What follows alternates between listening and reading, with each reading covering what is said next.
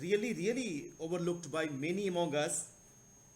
That reminds me a couplet, अंधेरे में जो बैठे हैं जरा उन पर तरस खाओ, अरे ओ रोशनी वालों, अरे ओ रोशनी वालों.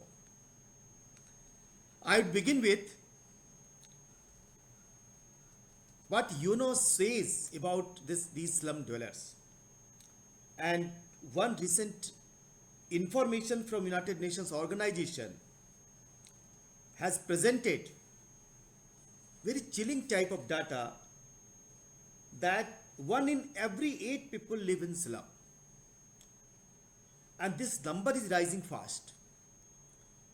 And up to 2030, there can be 3 billion people in the slum.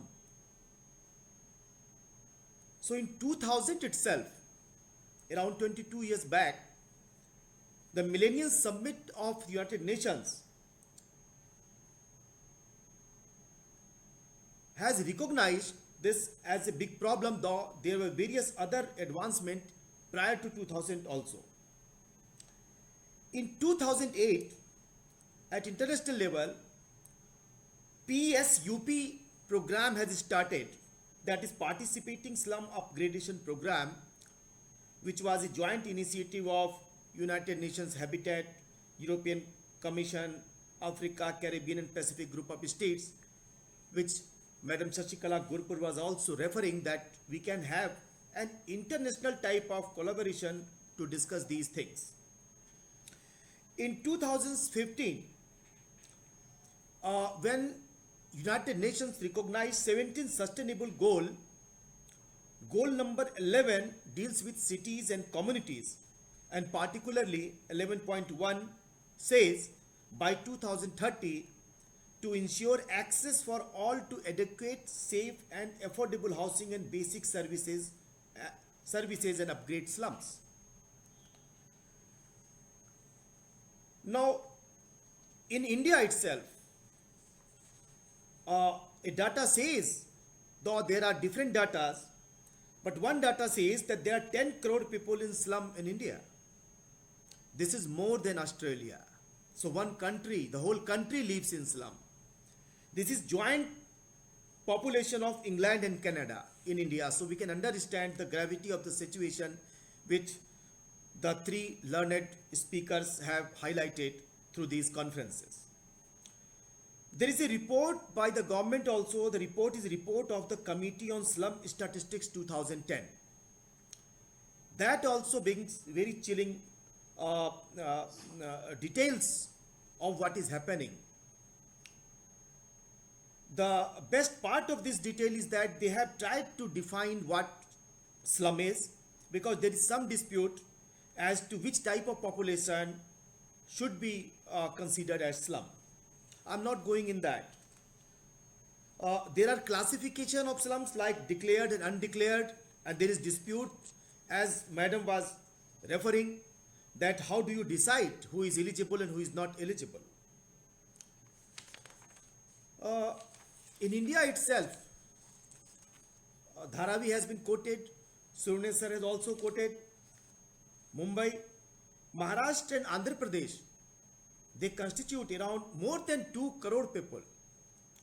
There are many other, like 2019 data says in West Bengal it is 64 lakh, Uttar Pradesh it is 62 lakh, Tamil Nadu it is 58 lakh, and so on. So this is the gravity of the situation, that we all should be alert before it goes out of hand. The second point that I want to highlight is how does the legal regime address to us. So the Constitution in the very preamble talks about justice, not only political but also economic. We have addressed, last 70 years we have addressed more on the political justice and less on the economic justice. Then equality of status and opportunity, that is the responsibility, and that is not the responsibility of the government. This promise of equality of status and opportunity has been made by the citizens themselves. We the people of India ourselves have adopted this constitution and made this promise that we will provide equality of status and opportunity to all. So this is our solemn responsibility also. Then dignity of individual, is another promise that we have made way back in 1950. If we come to fundamental right, there are at least two articles. They provide fundamental right to slum dwellers besides many others. What to talk about human right?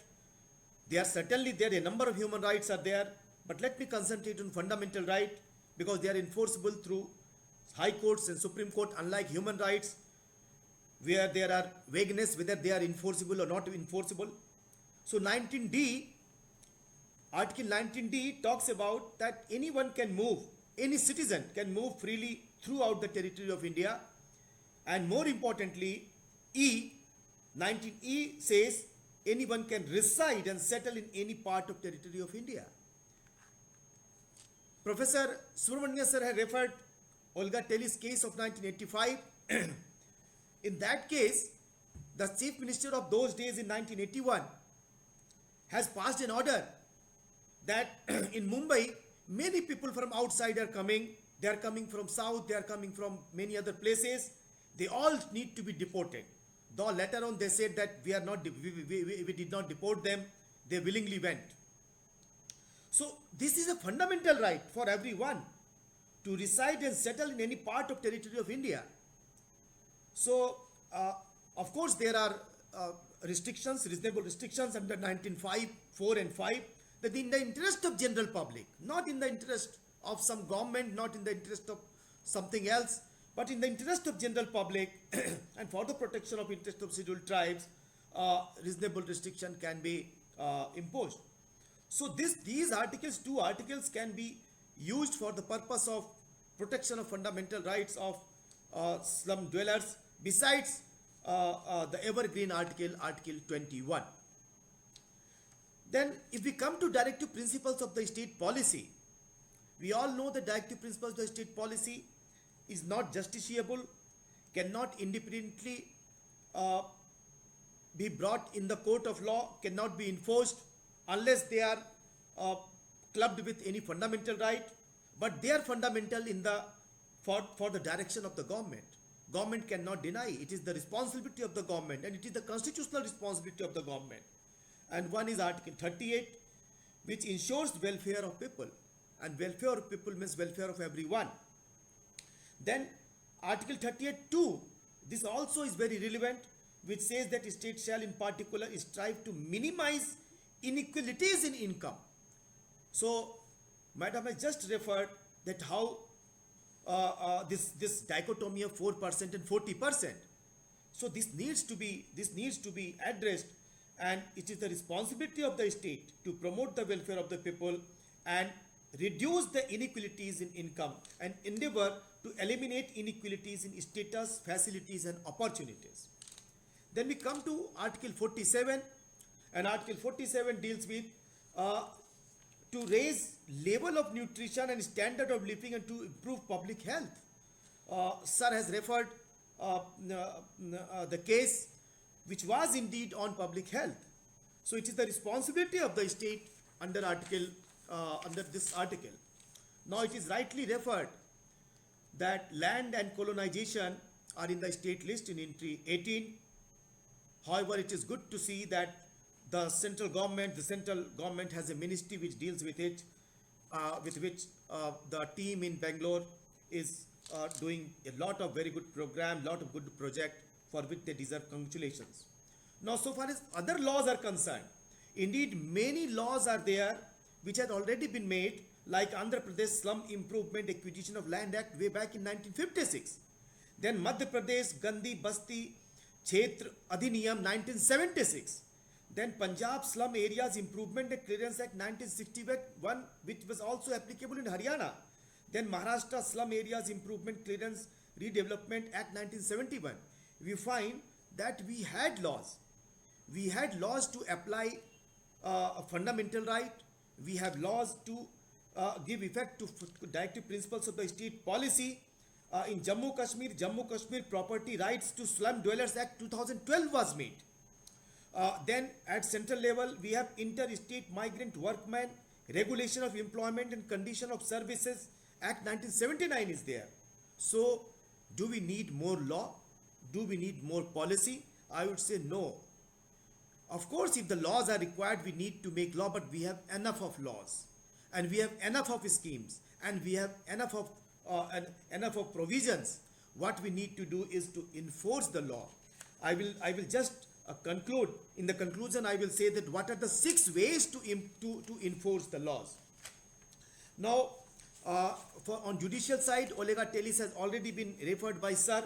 I will refer 2-3 more cases, like in 2019, Ajay Makan versus Union of India, which it is said has given first time the right to city, and it is recognized by Delhi High Court, where the demolition of jhuggies in Delhi has been stopped by the court because it was unannounced.